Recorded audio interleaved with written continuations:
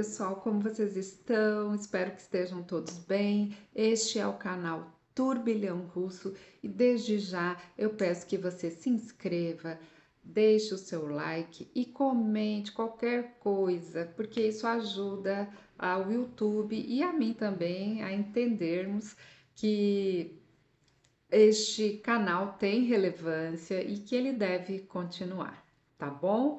Bom, hoje a gente segue na sequência analisando a obra Os Demônios. Já temos 7 vídeos na playlist, vídeos que podem ser assistidos de forma sequencial ou assistir cada um por si só, porque cada vídeo ele funciona como um vídeo só, se a pessoa não quiser assistir aí a todos os vídeos. Mas se quiser uma análise mais aprofundada, se quer ler a obra ou já leu e quer ter um aprofundamento, já que estamos fazendo essa análise com base em teóricos, né, que dedicaram a sua vida a escrever sobre Dostoiévski, então você pode assistir na sequência.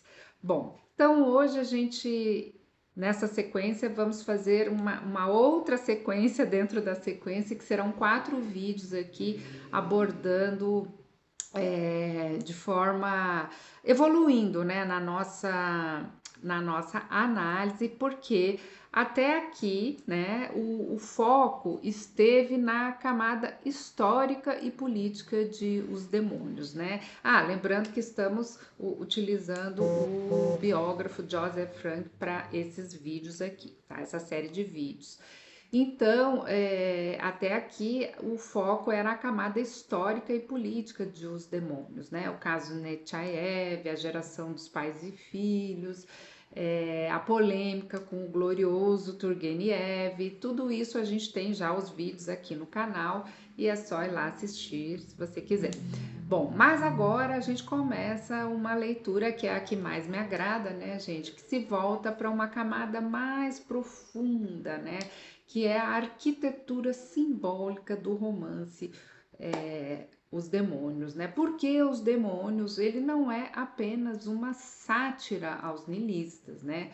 Por baixo dessa sátira, de fato, temos aí uma estrutura de símbolos que vai aí amarrando toda a nossa narrativa. E no centro dessa estrutura, gente, está a personagem principal, protagonista desta obra, que é o nosso caríssimo Stavrogin, né? Então, mas para chegar ao Stavrogin, nome difícil, é preciso que a gente volte aqui um pouquinho na origem do livro, né? Porque a gente faz tudo muito aprofundado aqui, né? Então, Os Demônios, ele nasceu de um impulso muito específico, né? No início, era o que o próprio Dostoiévski chamou de um romance panfleto, e já falamos disso lá nos primeiros vídeos, né? Era muito denominado por Dostoiévski e por todos como um romance panfleto, né? A intenção era de se dirigir Dostoiévski queria dirigir toda a sua fúria satírica ali contra os niilistas dos anos 60, né? E de todos os grandes romances de Dostoiévski, este é o que apresenta uma maior proporção aí de caricatura, de paródia ideológica, né? De um retrato de fato construído para desmoralizar. E isso tudo é muito engraçado quando você está lendo o livro, gente. É impressionante a veia satírica do nosso gênio Dostoiévski. Nada ali é neutro, né?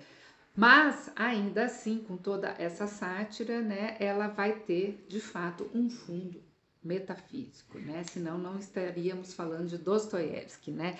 A caricatura é mais superficial, né? Mas ali nas entrelinhas ou nas próprias linhas, né? Não é nem nas entrelinhas, há uma pergunta sobre Deus, sobre o homem e sobre o que acontece quando o homem decide ocupar o lugar de Deus. Ou seja, questões nada fáceis, né? E isso vai se manifestar desde o início, tá, gente? No modo como o narrador vai ali contar a carreira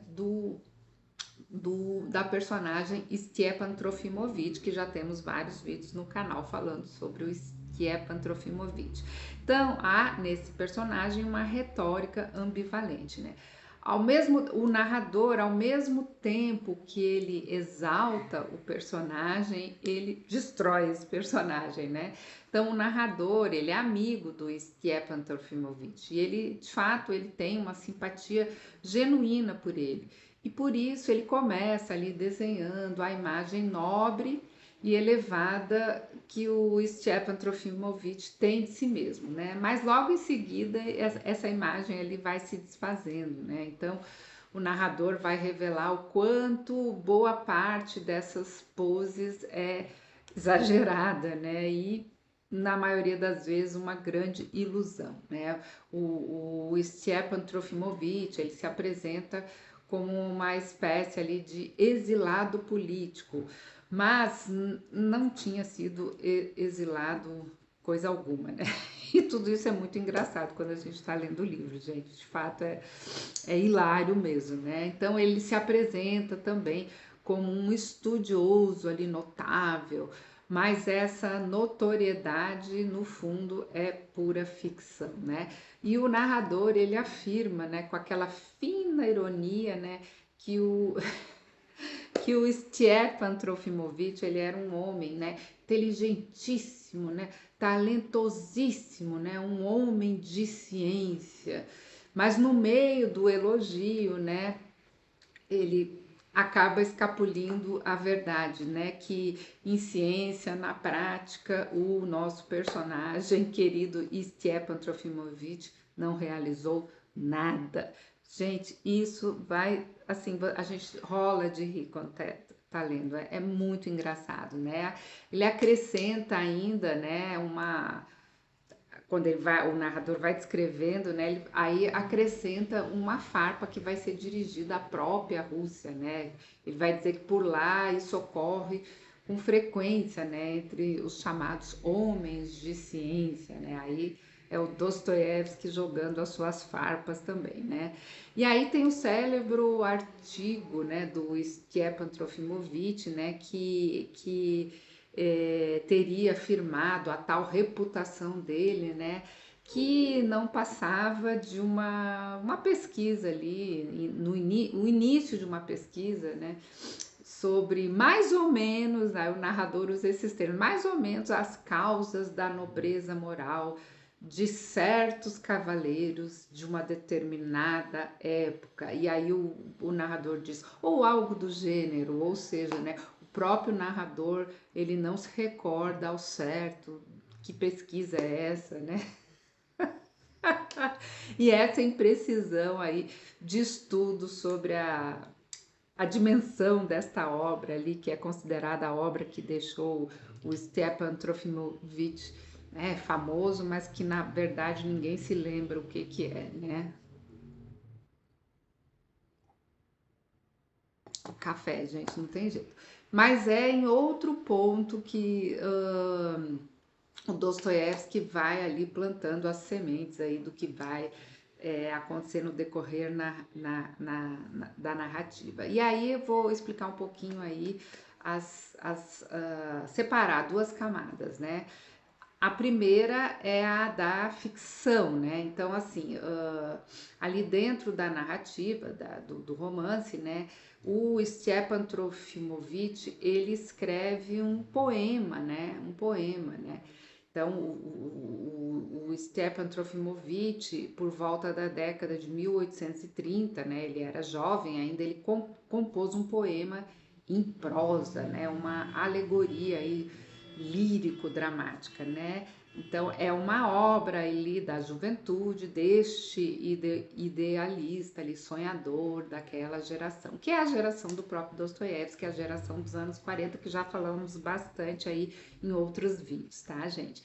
Então, mas aí tem uma outra segunda camada, que acho que é interessante a gente falar, isso não é, até o Joseph Frank passa por isso, mas eu achei importante, né?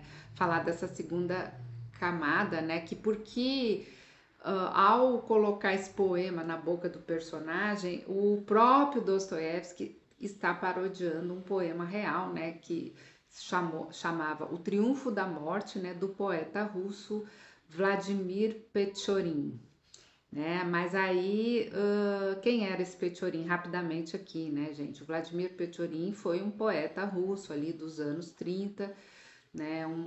Foi uma figura típica ali daquela geração romântica, idealista, mas que acabou abandonando a Rússia e a própria carreira literária, né? Então, só para a gente situar, né, e não confundir, porque não confundir com outro é, é, com outro nome igual, né? Que no caso esse Vladimir Pechorin é o poeta real, mas ele não vai se confundir com o Pechorin, que é um personagem, né? Que é o herói do Lermontov, né? Então são nomes iguais, mas são situações distintas, né? Então feita essa distinção, só como uma curiosidade aqui, um esclarecimento, né? Voltemos ao Joseph Frank, né? Porque o que importa neste caso é o poema ali da personagem Stepan Trofimovich, que vai parodiar o Pechorin, né? E é o primeiro anúncio ali disfarçado, né, gente, do simbolismo que vai dominar o romance inteiro, né? O romance inteiro. Então, neste ponto vale a gente falar aqui desta cena, né? Deste poeminha ali da personagem Stepan Trofimovich, porque nesta cena e neste poema vai estar aí uma chave, né, de leitura para a obra toda, né? Então o poeminha, né, é, tem aí surge, né, montado num cavalo preto, um jovem de beleza indescritível, né? Então atrás dele aí vem uma multidão imensa, gente de todas as nacionalidades. E esse jovem ele vai representar a morte, né? E todos os povos desejam, né, essa morte, eles vão correndo atrás dela. E na última cena ergue-se aí a Torre de Babel e alguns atletas terminam de construí-la, né, a Torre de Babel, entoando um hino de esperança nova, né. Quando eles concluem até a cúpula, né, o senhor daquele lugar, né, o senhor, digamos, o senhor do Olimpo, né, ele foge ali de um modo cômico. E a humanidade que tomou consciência e ocupou o lugar dele inicia ali uma vida nova, né, com uma convicção nova a respeito aí de todas as coisas, né, de todas as coisas. Aí cada peça, né, cada frase, enfim, do poema, dessa imagem, ela vai reaparecer transformada aí, ou desdobrada, como diria o Berdyaev, aqui já é eu que faço esse comentário, né? Cada verso desse romancinho da personagem vai ter um desdobramento ao longo do romance, tá, gente? Dos demônios. Então, a morte disfarçada de beleza, a multidão que persegue essa beleza sem perceber que persegue a morte, a Torre de Babel, que é o antigo símbolo da humanidade e que tenta alcançar o céu por conta própria, sem Deus.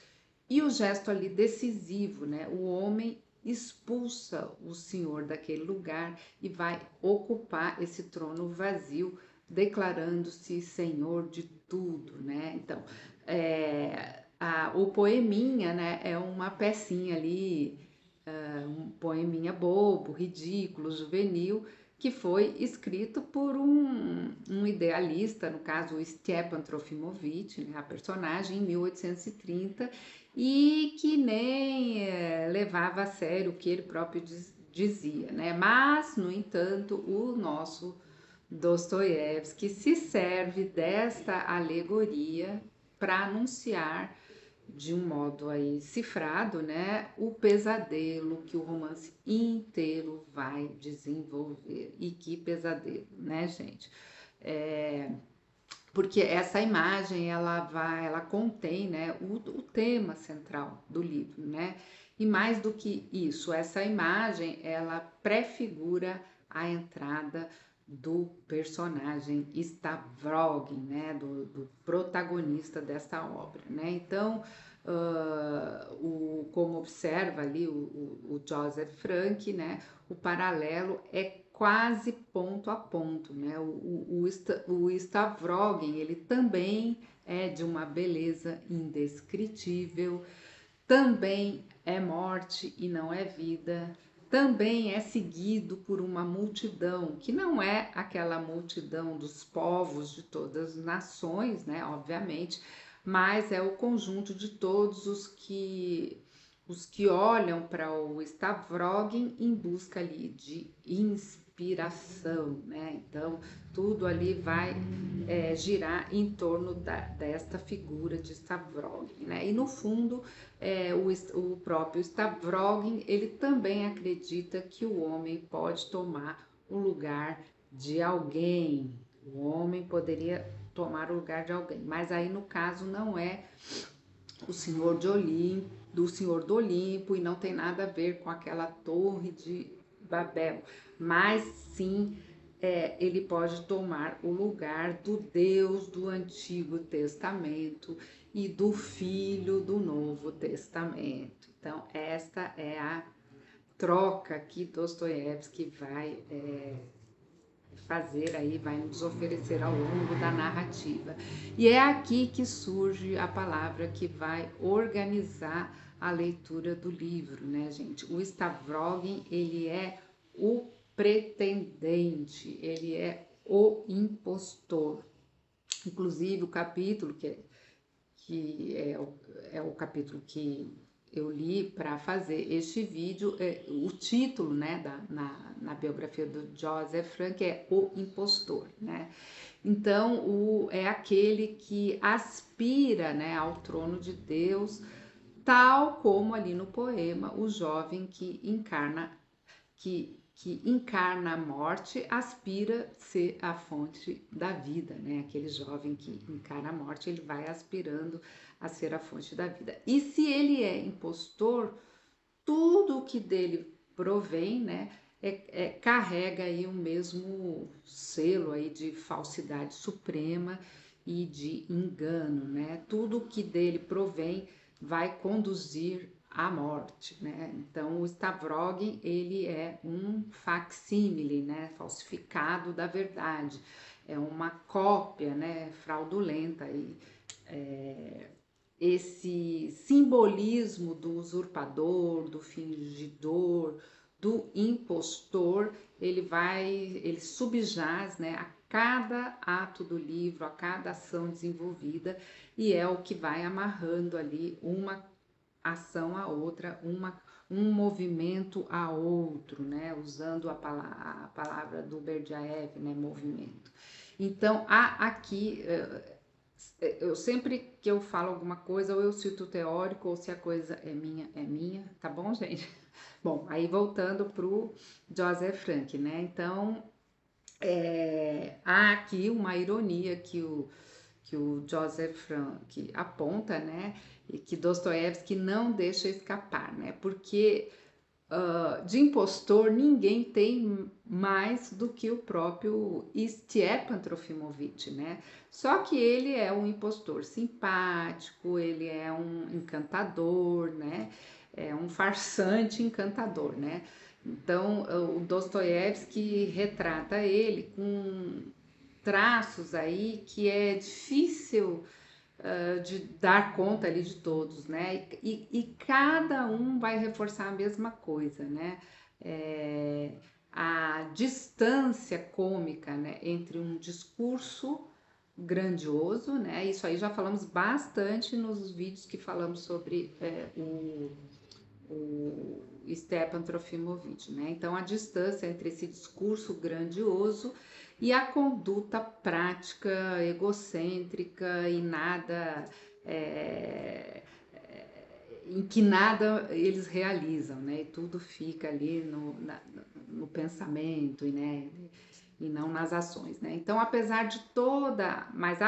né, de toda a versão do niilismo, o Dostoiévski ainda permite que o filho